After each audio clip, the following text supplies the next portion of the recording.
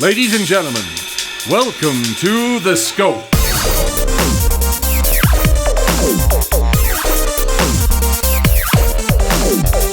And now, here are your hosts, Jared, Adam, and Shane.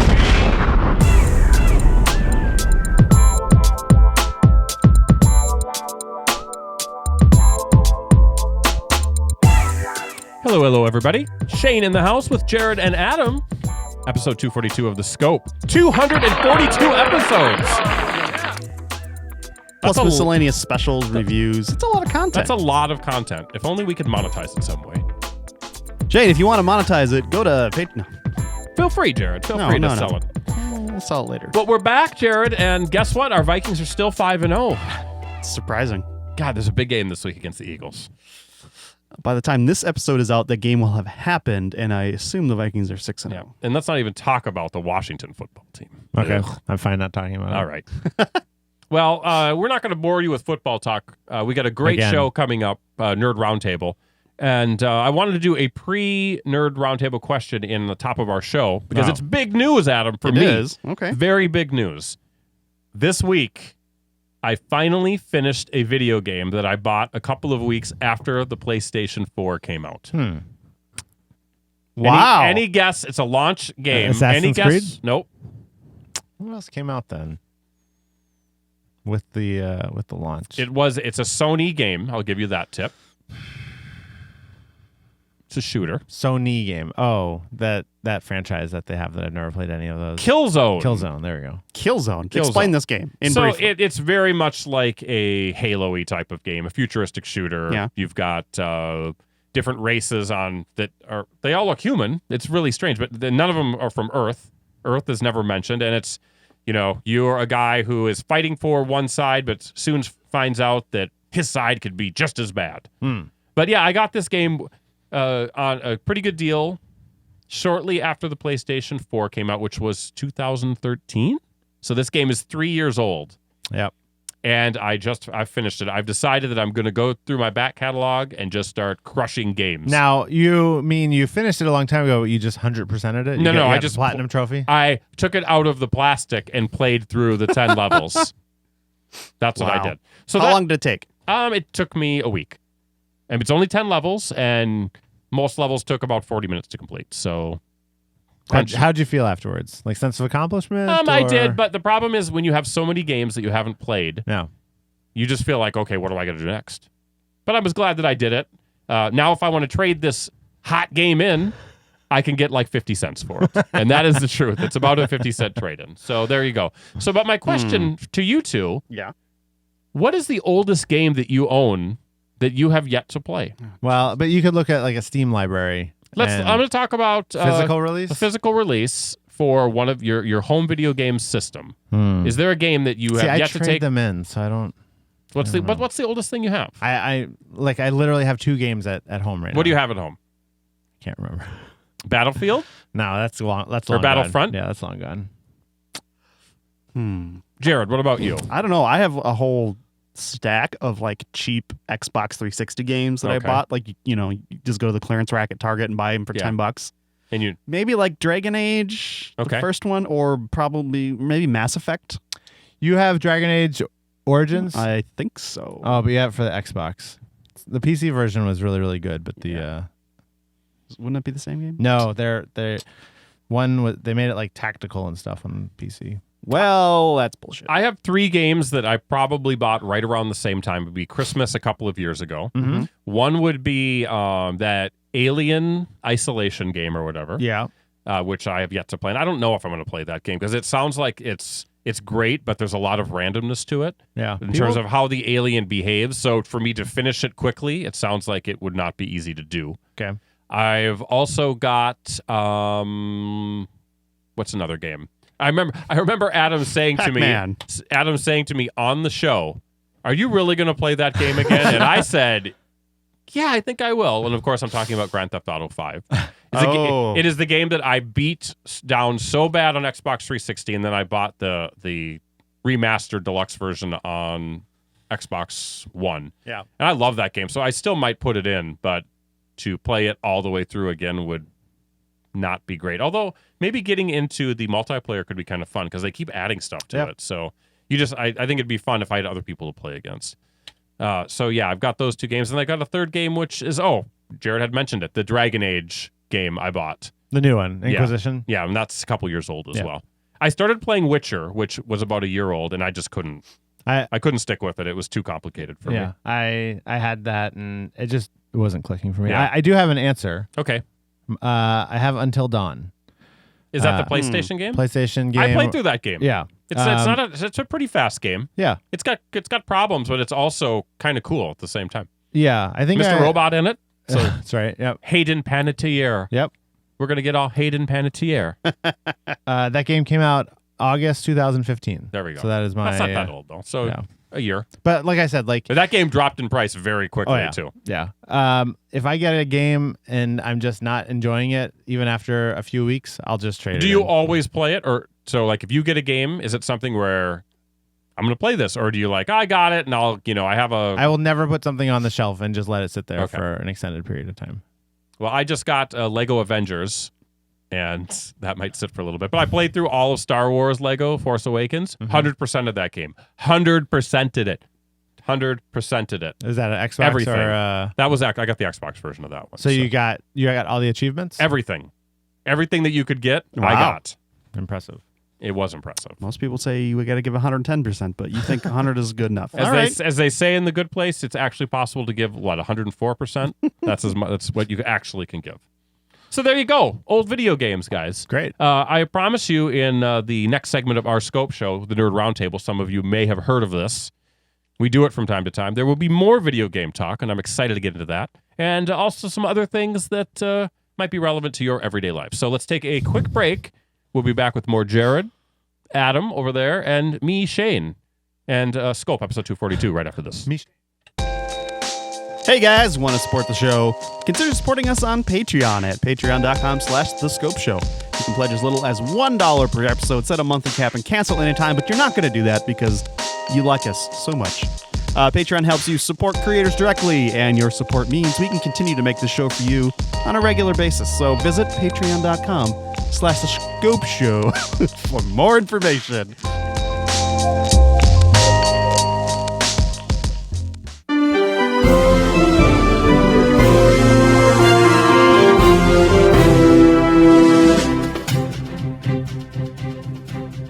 Everybody, we are back with The Scope, episode 242. Newsflash, we've got a new logo. Newsflash again, you can't see it yet. Yeah, we're keeping it private. Nerd Roundtable, guys, this is a reoccurring bit in which we talk about the issues that affect you, the worldly nerd, the worldly geek, or just a person that lives in our world. We've got questions ranging from video games to movies, and maybe even a little politics. Wow, what a good David Letterman response. I'm excited. So, Jared. Yeah. Adam. Yep. Let's kick this thing off with a little movie talk right here on the Nerd Roundtable. Question number 1. Let's talk about the hype level for this new Star Wars movie, Rogue One. All right. Last year at this time, people were crapping their pants over Star Wars Episode 7, The Force Awakens. Mm-hmm. It seems like there's a different tactic being taken for this film in the sense that it is not, maybe not even being pushed as hard right now by Disney as the last movie. Really? Agree? Or, I think so. All right. Agree, disagree? And furthermore, are you excited about this film, Adam? I'm looking right at you and your terrific face. Thank I mean, you. it's full of expression. Yeah, that's what I always am. A little 5 o'clock shadow. I'm very excited about this movie. For the record, the last trailer just came out a week ago. No. Well, yes. A week ago, Adam. Right, yes. I say a week ago. You're right. And I thought it was fantastic. I loved it. Got me all excited all over again because the last thing we know about or we heard about this movie was reshoots and which Disney is being nonsense. unhappy with some of the tone and such. I think the idea of an action-oriented heist movie that's a little darker, a little bit more adult, set in the Star Wars universe. The Star Wars universe that has been around for 40 years. Yes. That sounds awesome to me. Yeah, in concept, it's great. And you're getting it, supposedly. Right. So I'm excited. Jared, chime in on I don't this. watch commercials, so I guess it's hard for me to know like what you mean by them not marketing it. I have not seen a regular commercial for this yet on television. Yeah, but It's like they're focusing on Doctor Strange, but October were they think running so. commercials for The Force Awakens? it had to be pretty close to that, Jared. Really? Yeah. I don't I know say about yes. that.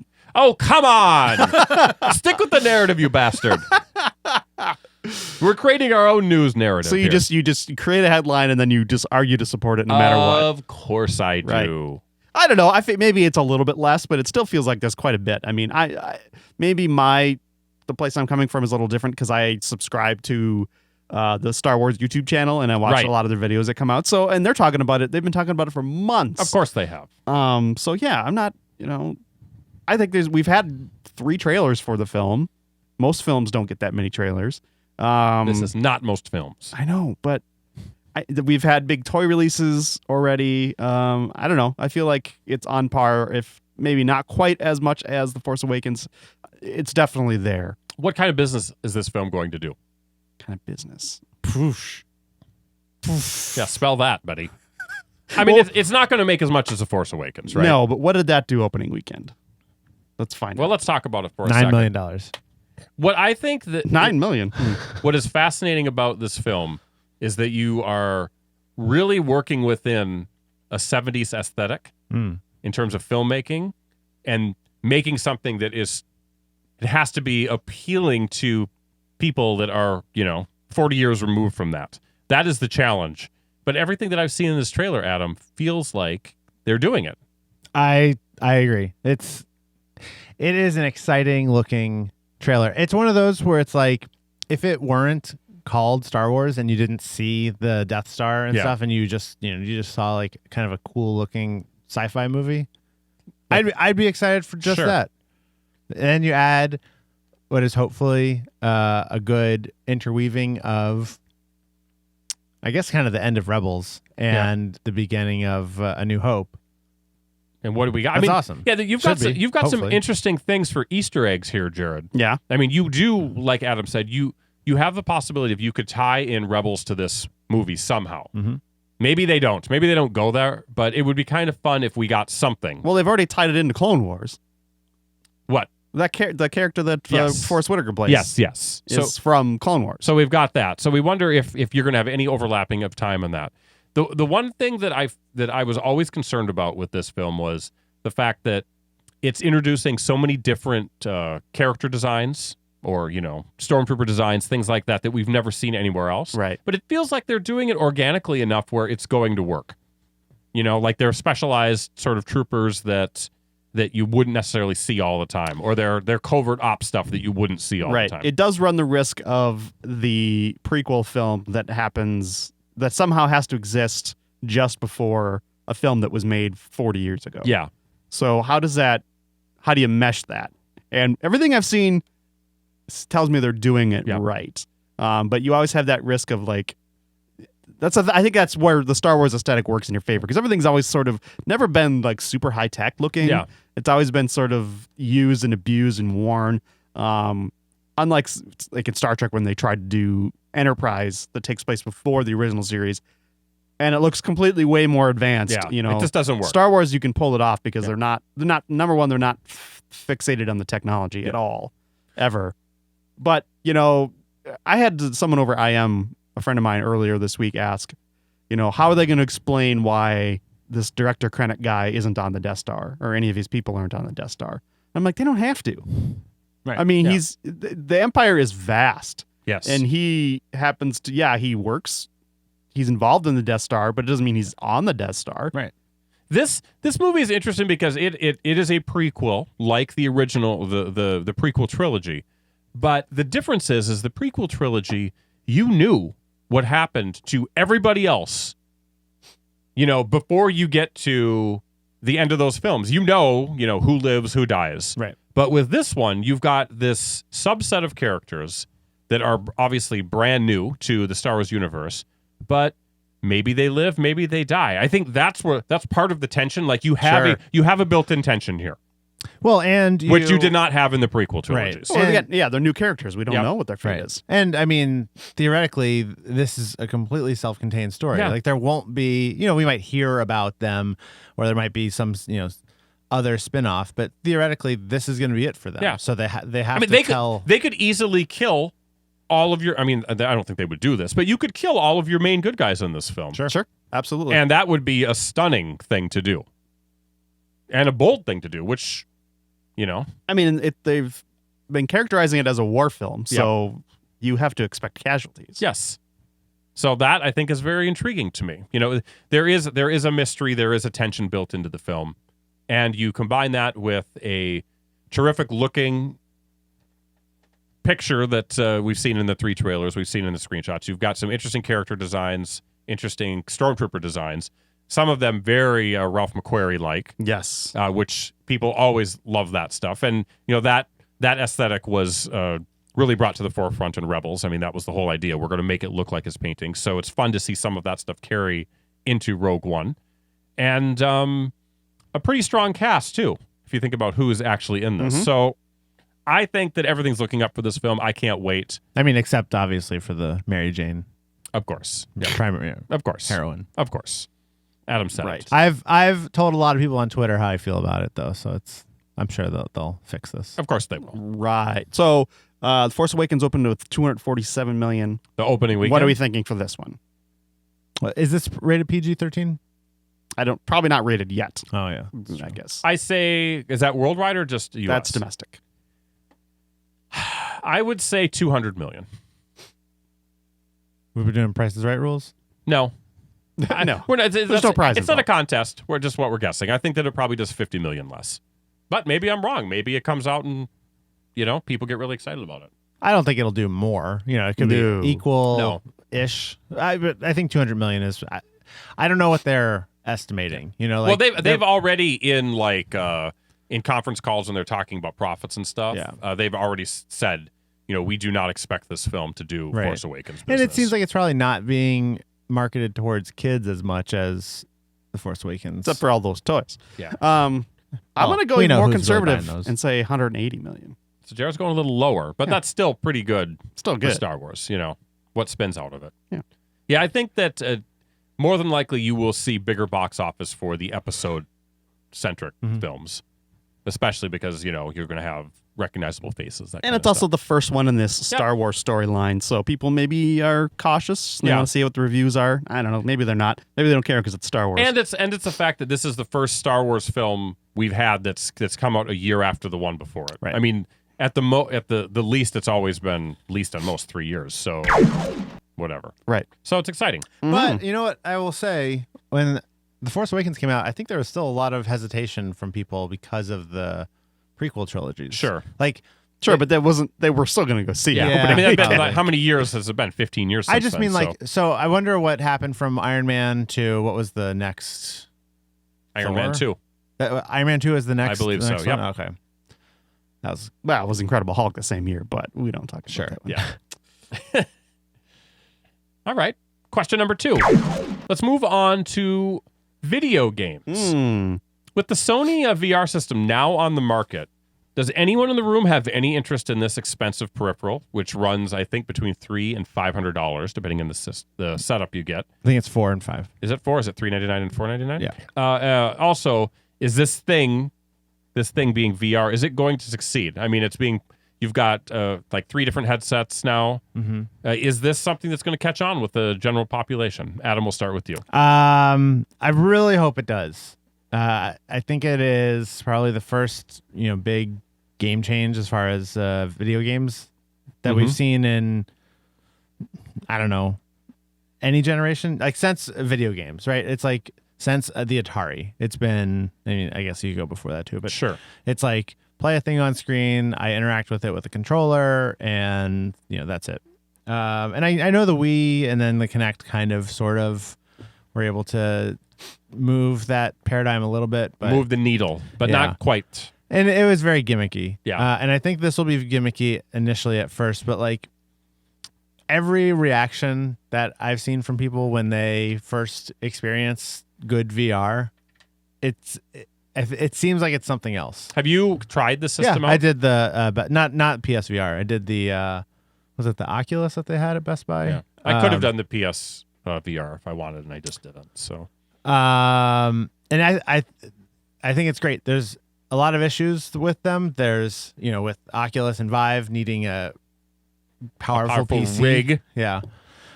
With this needing both a PlayStation 4 and the headsets. Yeah. And the new powerful PlayStation 4 coming out that goes along with this. That's a money PS4 issue. Pro, is that what it's called?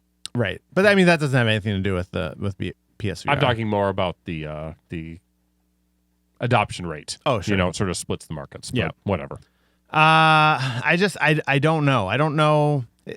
All we've heard the last couple, console generations is like, well, consoles are probably going to die soon, Yeah. and tablets or whatever are going to be good enough, or better. I guess hope that's not the case in some cases. So I don't know. I like I said, I hope it does. We're probably need to wait like a generation of headsets for it to be a thing, and I think people really burned out on Wii and Kinect stuff pretty quick. Yeah. I don't know if the Kinect ever really caught on. That's the problem. Well, it's sold really well. Yeah. Like I got it, but then Yeah. I barely use it. It just didn't work as well. Right. So I'd say from like sales figures Yeah. it caught on, but then it wasn't good, and no one ever made anything. Yeah. I mean, you had Dance Useful Central, for but it. even that, you needed a room as big as a Right. school cafeteria just for the stupid thing to work. Right. I will say I think that No yawning, Jared. PSVR's social screen, where people around you can also watch on the TV what you're doing, is a way better implementation than what the Oculus or the Vive have. But those are meant more to be solo experiences, operation. so that's fine. But How much would the PlayStation VR need to cost before you buy it? I mean, I think at $400, I would For the full setup. You Yeah. get the two controllers. the two moves and, Yep. and the camera. So I think it's about $100 more than I would be willing to spend on it right now. I've heard that the Move controllers seem to be a bit antiquated. Yes, That everyone's like why are they doing that? Well, but maybe it it's was a cost It cutting was thing. definitely a cost saving. So maybe measure. maybe in future generations they'll figure that out. Yeah. The Oculus Hand things. Yeah. People have been saying really good things about those because they're capacitive all the way up and down. So like you can. But they're do, like $300 for a set, aren't they? no, they're Or 100, 150 for the set. 149 is the Okay. set, I think. That's not bad. But yeah, they're capacitive all the way up and down. So like you can kind of like squeeze your hands, and that like will mimic like a grabbing motion and stuff, rather than like I press this button to do a grab and this Yeah. other button to do a shoot. Like it's a little bit more intuitive. You're starting to get the full range of body Yeah. motion. But you watch videos and it's like there's cool things. Like there's this Rec Room game for the Vive. There's nothing cool. I've seen nothing interesting on VR, You're wrong. period. No. Yet. This Rec Room game. Nothing that isn't a tech demo. No, Rec Room is like Wii Sports, but the way it's multiplayer, and it's like you're just hanging out like in a YMCA sort of thing. But the way you party up with people, you're walking around the space with them. How do you party up with them? You give each other knucks. You give each other knucks. That's short for knuckles. That's crazy. And like they don't explain that. You have to like learn that by interacting with the other people you're playing with. I'm not on board Let's with go to any of this Jared. VR stuff. Jared, I not on board. think- Tell me, Jared. I think it's still in the tech demo phase. I don't doubt that the headsets are ready for prime time. You've got high res OLED displays in there. They're smaller than they ever have been. They've got the motion down. There's no lag. I'm sure they're beautiful and they're great, but there's no games that are of any interest to me that play on these things. Other than they're all just like what about technology like that demos. Res game or whatever that's getting great reviews for? Yeah, Rez and Thumper. I just think you need several years of these things being in the marketplace before people really figure out what games work on Yeah, them. and so we get like Rockstar that comes in or a company like that just sets the foundation. And number two, the immersion is not complete. You don't have, you're starting to get there with those hand things, but until you are free of this having to have a pair of controllers to move and can physically move in a space, it's not going to be good enough. It's not going to be real. You still have the issue of you can't just walk around the room infinitely and to get to your destination in game. How do you solve that problem without spending thousands of dollars or whatever it is on one of those? They have those 360 mats, whatever that roll around. There's ways to do it, but it's just Cost Adam was prohibitive. talking about how they play a few episodes back about how they plug right into your brain. Yeah. That's what's going No to happen, problem. Jared. Plug And into your brain. I still hear complaints about people getting motion sick Yeah. when it comes to trying to get to move in games. Yeah.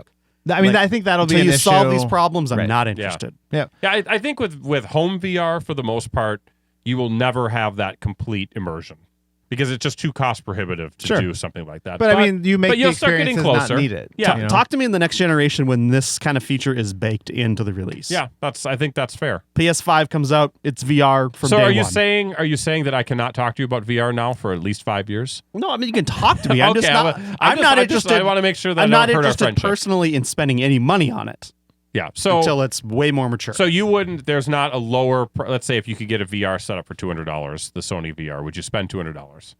I don't think you. If you're talking about like the release unit Let's just for say yeah, $200, Let's just say if $200 is probably a price point where I'd be willing to maybe check it out. Okay.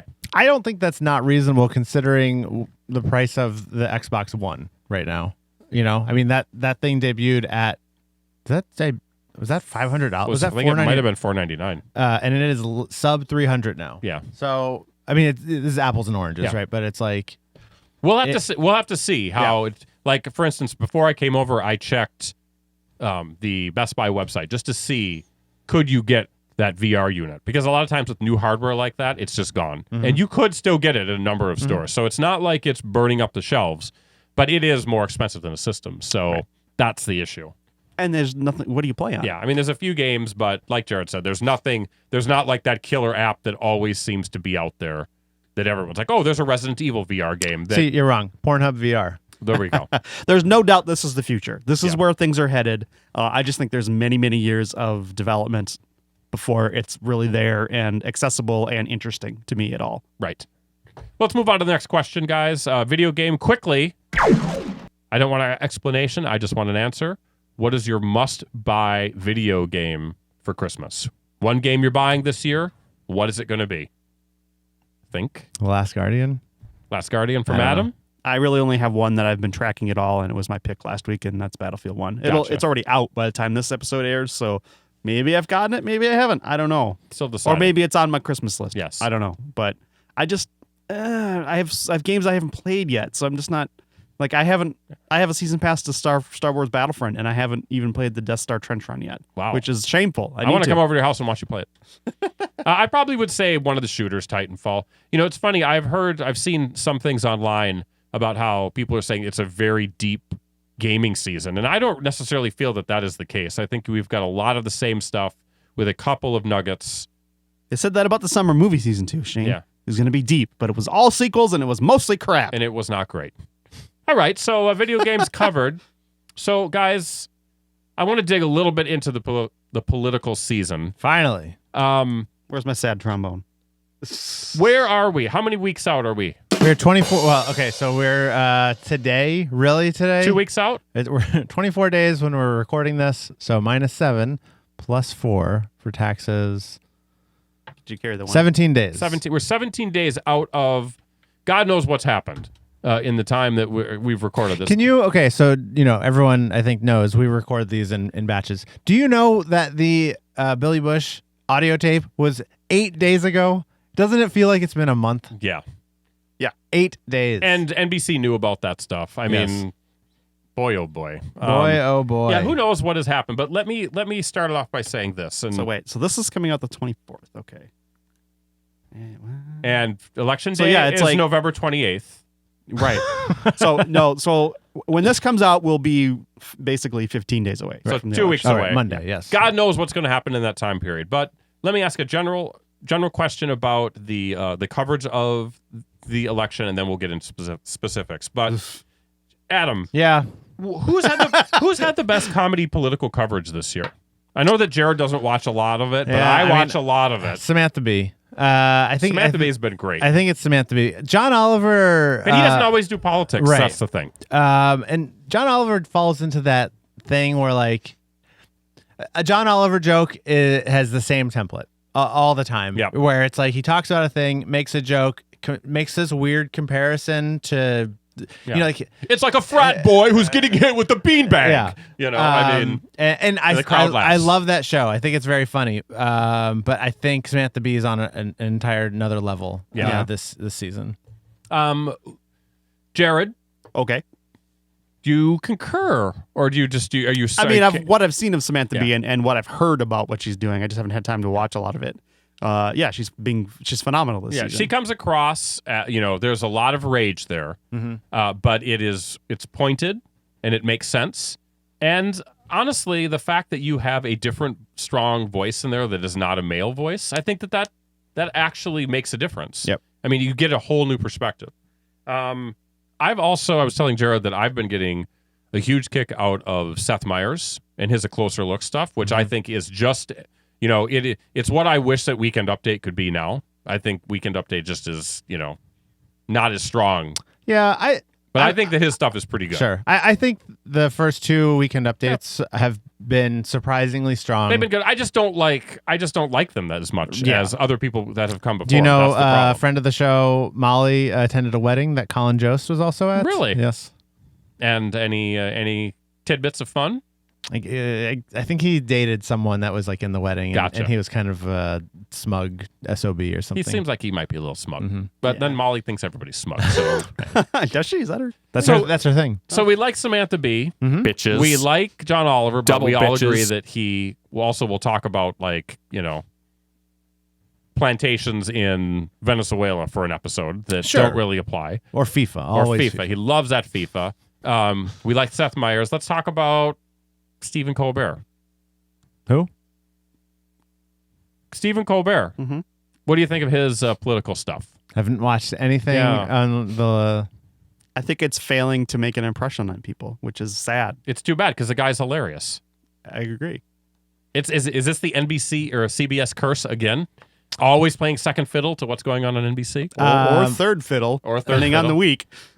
I don't know. I mean, late night shows are not for me. So Sure. it's hard for me to know. Like when I'm filling up gas, I'll see clips from.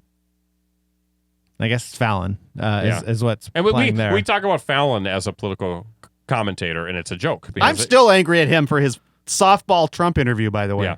Oh, He it just sorta- made me so mad. He sort of slithered out of that one without getting. Yeah. Well, he got heat, but he never really said anything about it, and then it just kind of went. I mean, they made fun of it on SNL. Yeah. But yeah, that was about it. Yeah, I still go The back. show has no edge at all anyway, and so then who cares? Let's talk about Trevor Noah. Sure. I don't watch the show anymore. They've been putting out a lot more, regular videos of what he's been, talking about. They've been making the rounds. And I just they don't hit me like Oliver, I watch Transfixed and Stewart, I watch wow, I buy what this guy is selling, but Trevor Noah, I can't get on his bandwagon. I would much rather seen John Oliver, Colbert, or Samantha Bee in that spot. When was Jon Stewart's HBO animated thing supposed to? I thought that was supposed to be out by election season, but clearly that may not be the case. Yeah, I think that the Daily Show needs to rethink what they're doing with their host. That's what I think. Yeah. I really How long do. has it been? A year now? It's been a year. He does not come across as someone that I care to watch. And then he also does Stuart Light type stuff. Like he's mimicking some of the same stuff that John did. And it just doesn't work for me.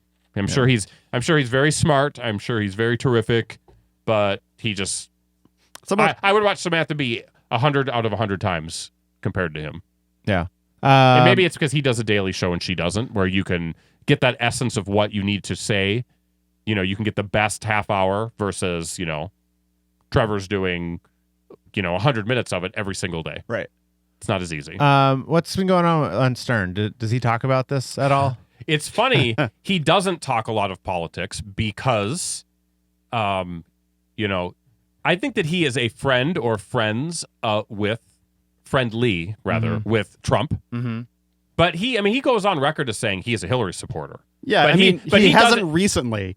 But early, over the summer and stuff, he would talk about how, I don't understand why people wouldn't vote for her. She's super qualified. She's smart. All that. Yeah.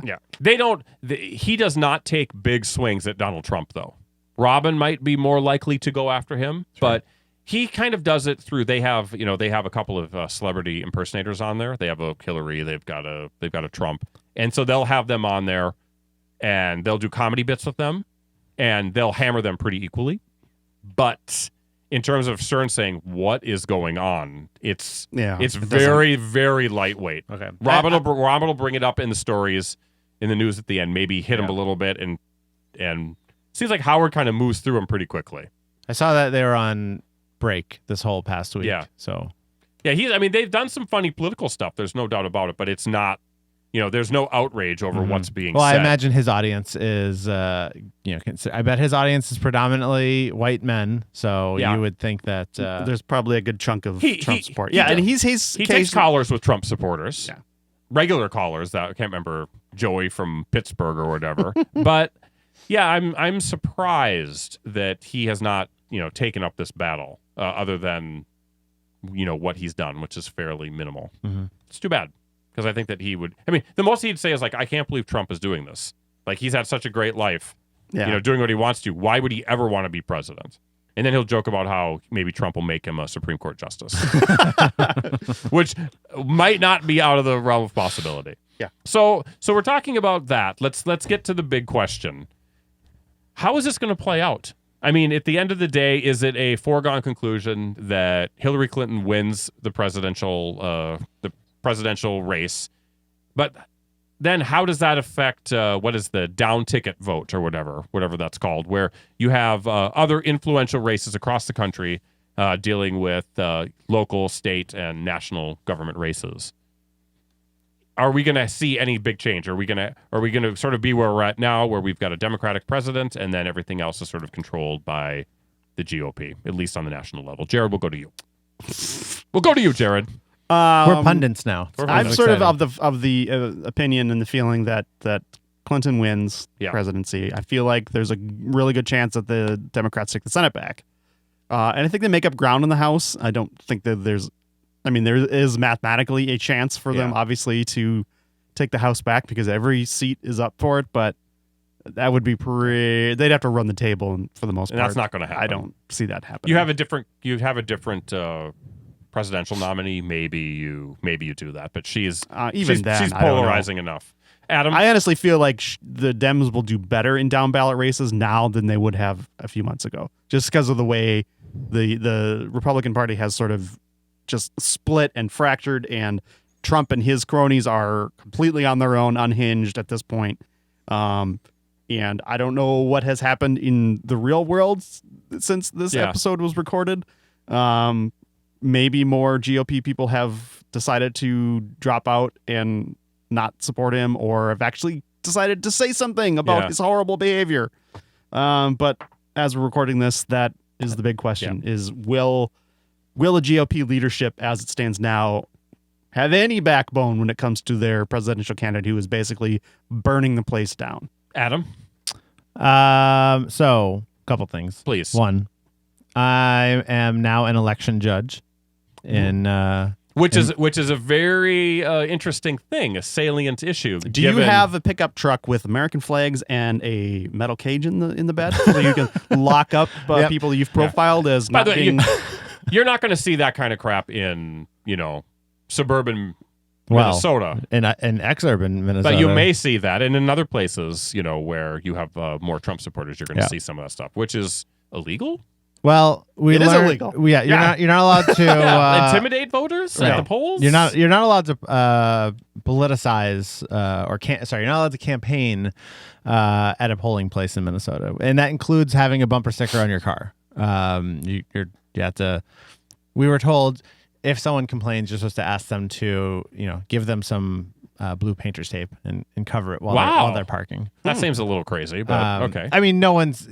The reality is, it doesn't take very long to vote. So by the time that they're done, Anyway, not like you're going to be walking into your local poll going, I'm just really not sure. Yeah. I guess the first political sticker I see will make up my mind.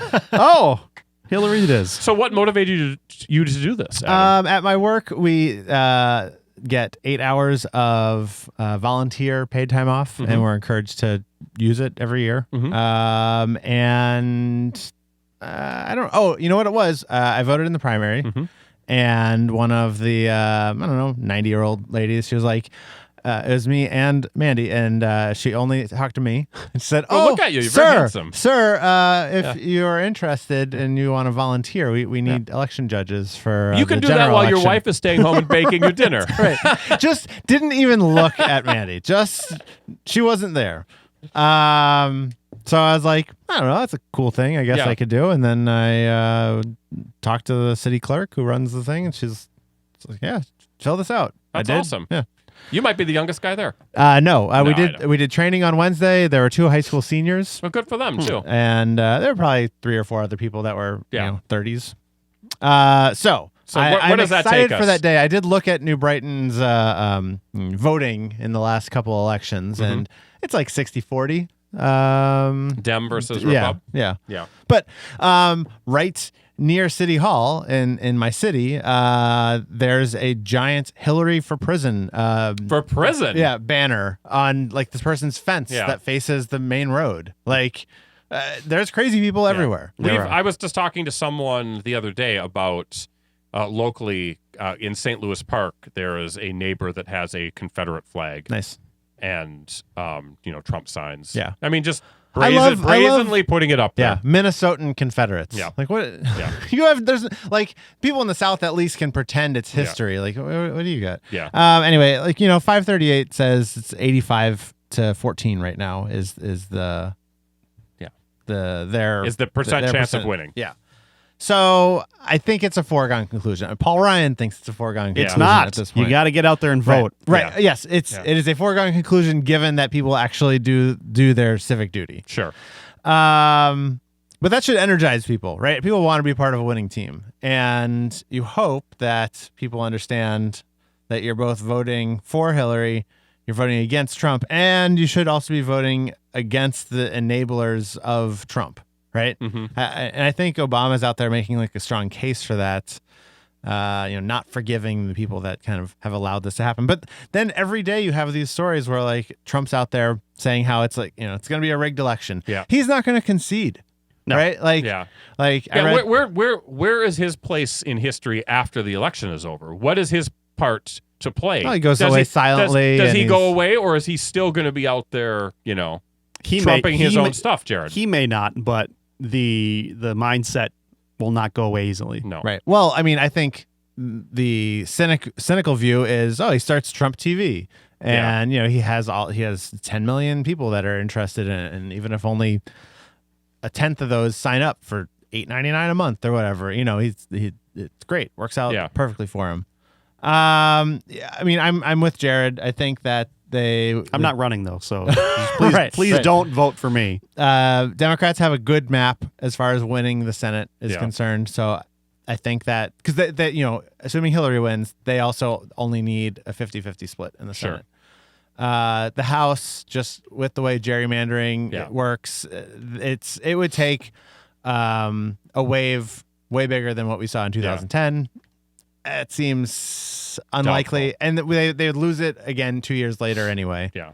So Don't forget, we have a census coming up in 2020. Right. And that is where you get the opportunity to fix your districts. So keep that in mind, kids. Yeah, I've recently read a couple of articles about, just the way our country is voting, what the expectation is, and how geographic it is in terms of, central populations voting for Hillary, and then everything outside of those areas having a higher support for Trump than what people expected. So. And I don't know if that if that ties into a lot of people outside of the urban centers that are, formerly or part of like manufacturing, that kind of stuff, where Right. you've got single sources for jobs, and then you've got this idea that Hillary is going to continue to destroy those jobs by outsourcing and stuff like that, which I believe is a bit of a false premise. Jared, if you could see that, Jared just rolled his eyes to the sky. False premises are all over the place in this. It's all we have election. now. It's And I read another interesting ridiculous. article. Maybe you guys saw this. I think it was at Fox.com about, this idea that Trump supporters are they really just, poor white men, low education, and looking at it, apparently there's no real support for that. That's not really the case. Right. Is that they in terms of median income, it's higher than what the median income is for Hillary supporters that are not white people essentially. So it's not like it's just really poor. You mean it's not economic anxiety that's actually causing this? It's something else? I just can't say. I wonder what that other thing would be. One of the things I think is the most interesting is there was a survey. Yeah, it's by the way, what it is the fact that all of these people that are voting for, not all of these, but more Trump supporters, when they're asked about their feelings towards certain races and racial anxiety, it's always higher than what it would be for the Hillary supporters. Sure. Weird. No matter what your income is. So you're selling that essentially. That's the thing. Being scared of your country being overtaken or your standard being changed, which I think we just sort of got to get over. That's what I think. But anyway, Adam, you were saying. Oh, yes. There was just an interesting. This kind of comes back to the gender breakdown. It was a survey done, and it asked, "Who are you voting for?" Right. And who do you think your spouse is voting for? Right. Oh yeah, I saw that. Okay. Yeah. And basically, it was like husbands. Let's just say men were saying they themselves 47% of them were voting for Trump, and then when asked who their spouse is voting for, 45 of them said Trump. And then when women were asked the exact same question, it was like 35% of them were voting for Trump.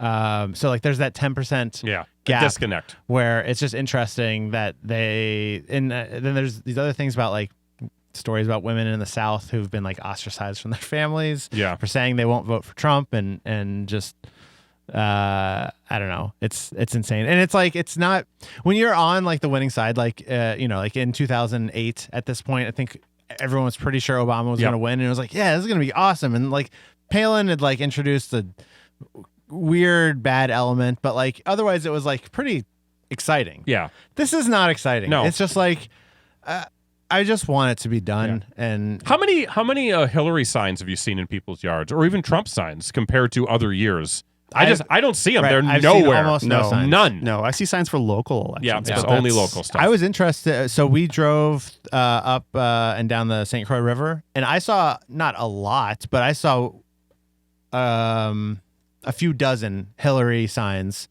in Wisconsin, driving up and down there. I don't know that I've seen more than 6 locally. Wow. It's just It's a totally different thing. Yeah. And you can talk about, they're both bad. Who do I vote for? You can talk about it, but let's be honest. And I think that to have a successful republic, you need to have multiple sides. You need, not all Republicans are bad. Not all Democrats are great.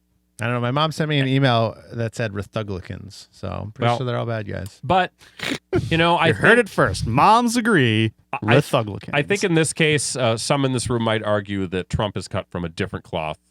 And sure, but it's the same cloth that the GOP has been trying to accentuate for the past X number of years. I think that as a party they are going to have to take a deep, hard look at themselves. You'd hope, and see if their take on race in America is one that is going to be successful. Race and gender, as a matter of fact. I mean, I will say it's not just Trump saying that this election's rigged. Giuliani's saying it. Well, Giuliani's turned into a crazy person. Jeff Sessions, who is a senator, is saying it today. Yeah. Like that whole part. It's not like he's an aberration. Yeah, I mean it's. There's no evidence for it at all. No, but I feel like it might be true. Anything to delegitimize it. Yeah, we're already starting. Pretty sad. Because they know they're going to lose. Well, we will definitely cover the election results when we come back from our break. Are we going to do a live election special? We've got to do since we feel like the Daily Show is letting us down, we are going to do our live election coverage. No, we're not. Okay, I'll do it from in my spot as a judge. Sorry, I need to. It'll just be a Facebook Live feed of me drinking the entire evening. Perfect. Because that's really all I can handle. Hangover for Wednesday. Yeah. Well, gentlemen, thank you for participating in this terrific Nerd Roundtable. It's more of a rectangle table. It's a rectangle, really. It's a squared circle, Jared. So we will take a quick break. We'll be back right after this. You're listening to The Scope.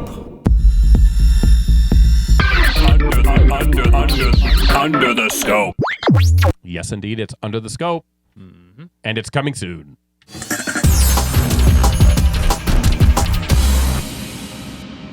Adam, take it away. Oh, okay. quickly now, quickly. Music. We've got Empire of the Sun. Okay. Helmet. Helmet is back. Helmet. Nice. Pretty sure that there was an episode of Beavis and Butthead where they watched a helmet video.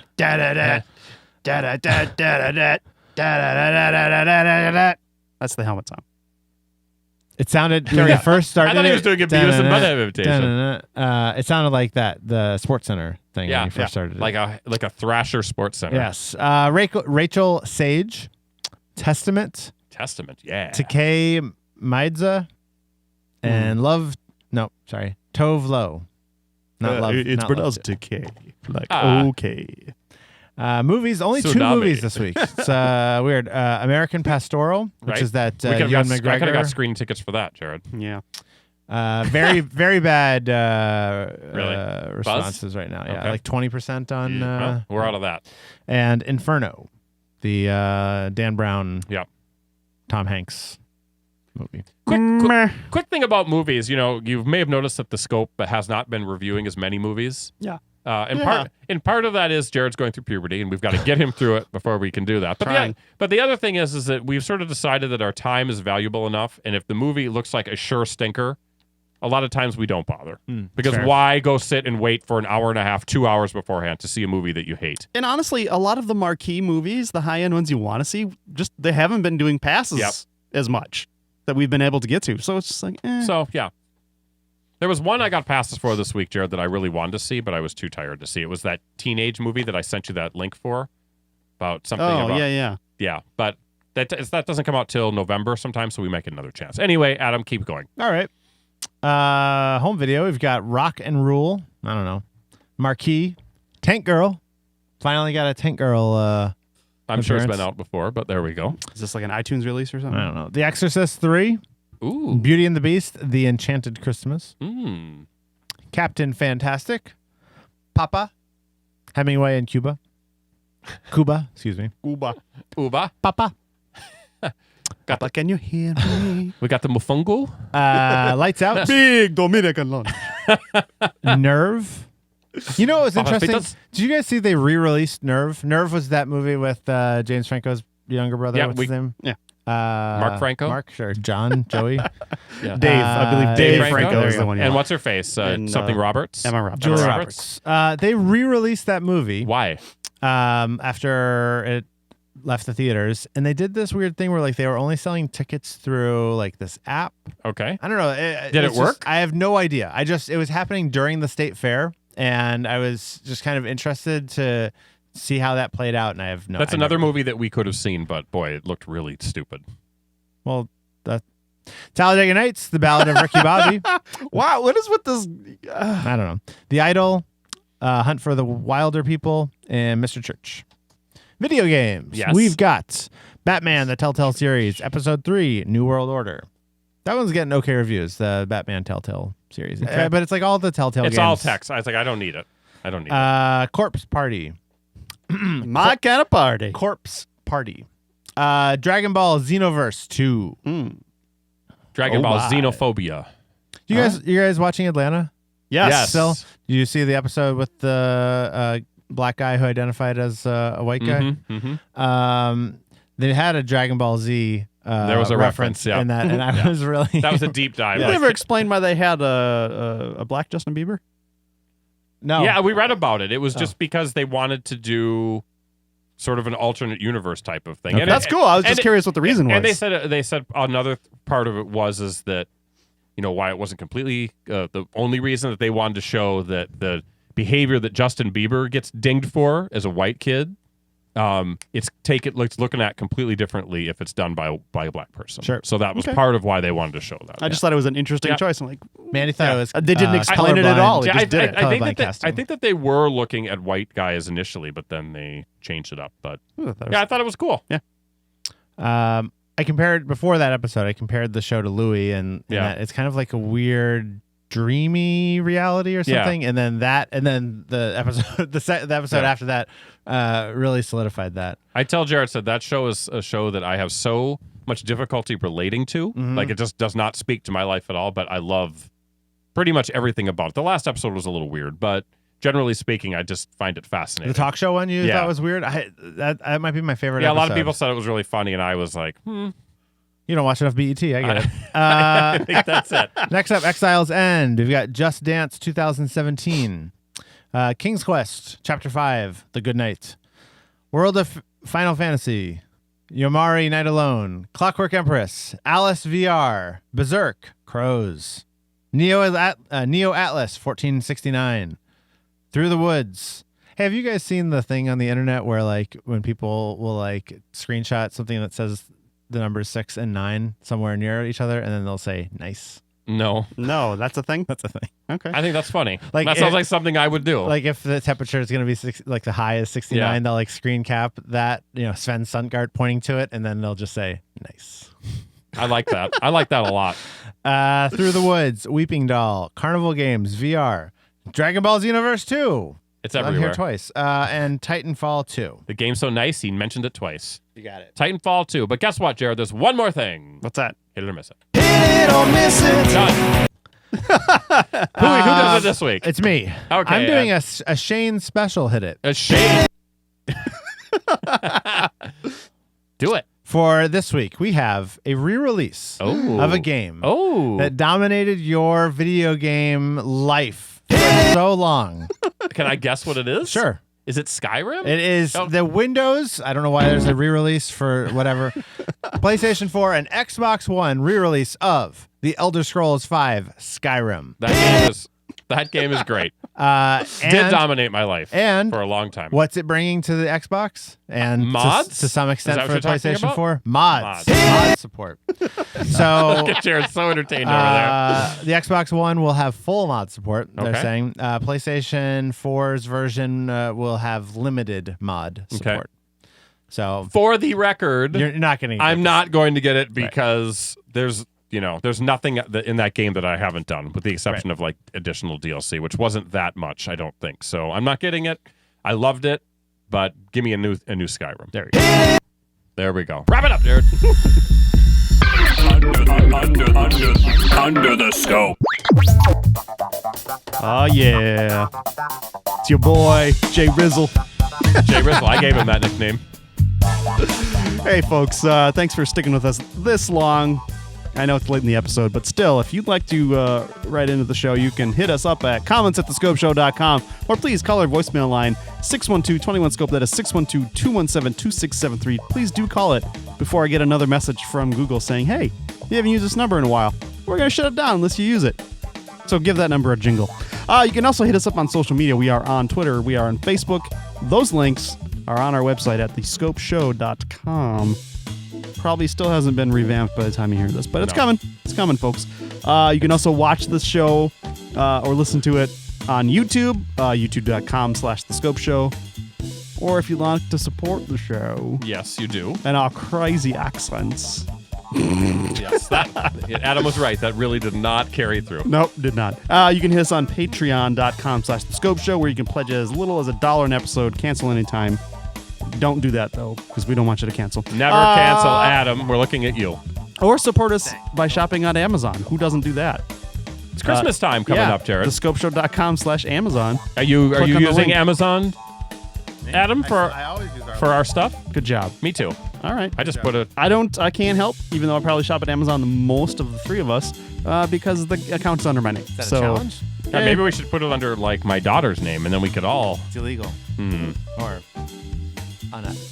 Anyway, questionable. back to you, Sean. All right. Well, terrific job, Jared. Terrific job, Adam. We covered a lot of hot and heavy topics. Yeah, mate. And I think what we've agreed on is that we need a Trump VR game. That's what we came down to. You just mash it all together, right? Would you so would you be Trump in the game? Yeah. And so you would have little tiny hands rendered on screen? You'd have to have very specific controllers to do the hand movements. I think so, too. Wow. Well, let's ponder that while we take a 1-week break from the scope. We'll be back next week with another brand new episode. So until then, guys, bye for now. Ladies and gentlemen, we find ourselves once again at the end. I hope you've enjoyed our time together. I know I have. Fear not, Scope Faithful. Days shall pass as if they were but a moment, and Jared, Adam, and Shane will return with another thrilling episode. Until then, send your comments to comments@thescopeshow.com or leave a voicemail message by dialing 612-21-SCOPE. That's 612-217-2673. Thanks for listening, faithful fans. This is Tony Partington saying Belle Nuit. Tune in next time to another terrific edition of The Scope.